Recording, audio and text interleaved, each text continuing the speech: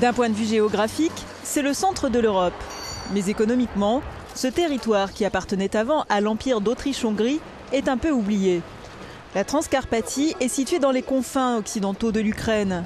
Comment est-elle affectée par la crise alors que le pays est en attente d'une décision du Fonds monétaire international sur une deuxième tranche d'aide et que les combats font toujours rage dans l'Est?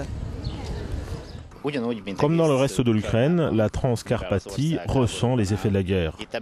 Les ventes de détail ont chuté de 25% cette année. Certes, la situation est moins pire ici que dans l'Est de l'Ukraine, où il y a des combats, mais les gens le ressentent dans leur vie quotidienne.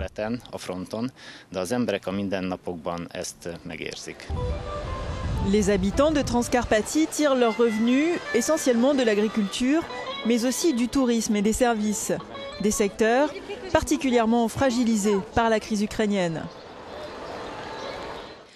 La Transcarpathie n'a jamais fait partie des régions riches d'Ukraine, mais la situation s'est dégradée avec la guerre. Le salaire est d'environ 120 € par mois. Les investisseurs étrangers et les touristes sont rares, bien que la guerre ait lieu loin d'ici.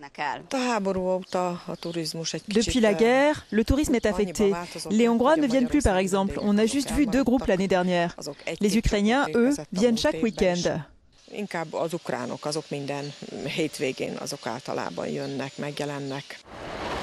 Si les Hongrois ont renoncé à s'évader dans cet îlot de tranquillité, Budapest ne tourne pas le dos pour autant à ce territoire où la minorité hongroise est forte d'environ 150 000 personnes. On reçoit de l'aide de la Hongrie à travers un programme spécial. D'abord, il y a des subventions. Le gouvernement hongrois a lancé un programme, par exemple, de restauration pour les enfants ou de soutien pour les professeurs. On reçoit surtout de l'argent que les communautés peuvent utiliser selon leurs besoins. De nombreux habitants de Transcarpathie ont également fait le choix de se rapprocher des centres urbains pour multiplier les chances de trouver un travail, que ce soit en République tchèque, en Slovaquie, en Hongrie ou à Kiev. Selon le FMI, le contexte géopolitique dans l'est de l'Ukraine va continuer de peser sur l'économie. Le fonds mise sur un recul du PIB de 5,5 points.